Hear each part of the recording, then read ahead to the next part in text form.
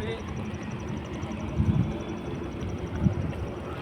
আমরাও চলে আসি মাছ দেখতে দেখতে অনেক খুশি। মাছ পাওয়া গেছে না? পাওয়া যায় নাই। বিশাল বড় একটা মাছ ধরছি। বাঘের মাছ ধরছি।